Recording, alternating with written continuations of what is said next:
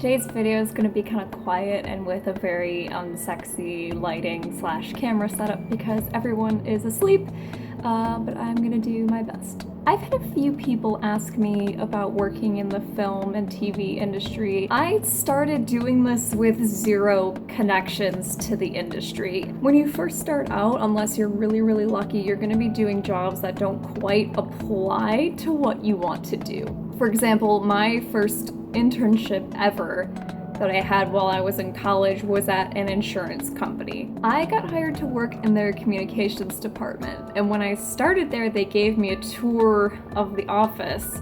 And one of the things that they showed me was that they had a whole closet full of film equipment that they just never used because no one there knew how to use it. At that point, I said, hey, this is what I want to do. If you ever want me to shoot stuff, let me know. So that whole summer I ended up making videos for the communications department, and I spent all of my time there working in the editing software that I wanted to teach myself, and I was able to learn the whole summer at that job something I wanted to do. So starting off, there's going to be a lot of stuff like that, and it's going to feel like you're running in circles for a while.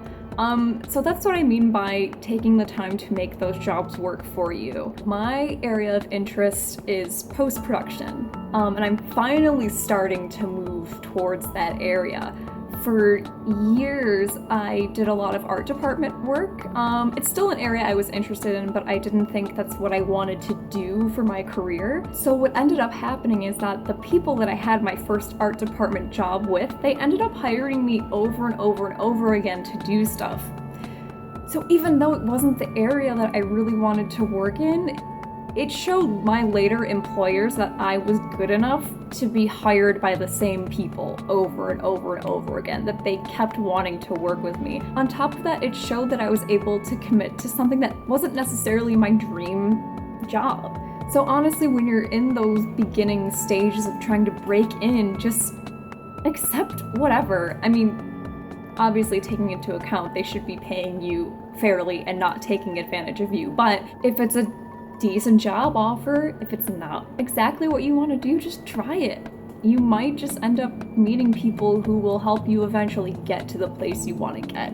So once you start working and you start working those first few jobs, I think one of the biggest things to remember is to ask questions and don't be a know-it-all. No one wants an employee that thinks that they're smarter than them. It terrifies employers when you don't ask questions. I've seen people let go during trial periods because they didn't ask questions and they just acted like they knew what they were doing already first day. And sure enough, they messed something up right away because they wanted to put on that air of being the perfect employee who never needs help ever. And this kind of circles back to making your job work for you. So let's say you're working a production assistant job in a department that you're not necessarily super interested in continuing in.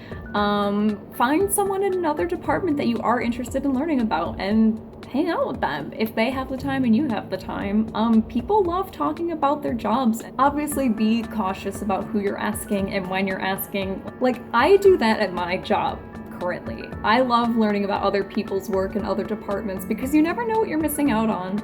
My third piece of advice is just be honest about what you want. This industry's hard.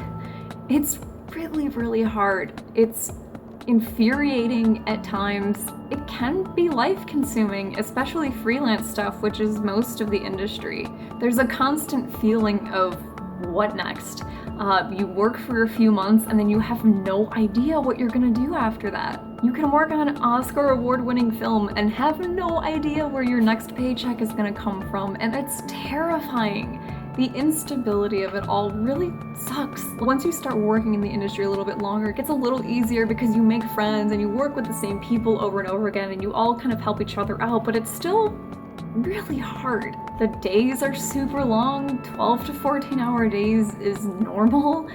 And even the hours when you're not at work, you're very often expected to be on call and at your phone at all times just in case someone needs something. You know, there is in many places an expectation that this is your life. This is something that I wish people were more honest with me about before I started pursuing this. And I've ended up in a really good place. I work really reasonable hours right now. I have a good work-life balance and I love the people I work with. But I consider myself really lucky. It can be fun and it can be worth it, but don't sell your soul just because you wanted to work in movies at some point in your life. And I think that being honest with yourself and what you want your life to be like is just so huge, and I think a lot of people are really hesitant to do that because they've committed so much time to trying to get somewhere in this industry. But again, there are great jobs here. I'm really happy that I've put in the work and the stress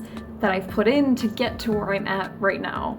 I guess what I'm trying to say is don't get discouraged. If it's not for you, then it's not for you, and that's okay. I know a lot of people who've left the industry because it's not for them, and I don't see that as a failure. I feel like we put the entertainment industry on such a pedestal that when we hear of people dropping out or like giving up their dreams of being an actor or a director or writer, we view that as failure, when really I think a lot of it is people just realizing it's not what they want. It's not worth it. The stress, the everything, just not worth it. It's okay to change your mind. It's not for everyone, and it sucks that we kind of view changing paths like that as failure when I don't think it should be. You are not a failure in this industry if you decide that you just want to do something else with your life.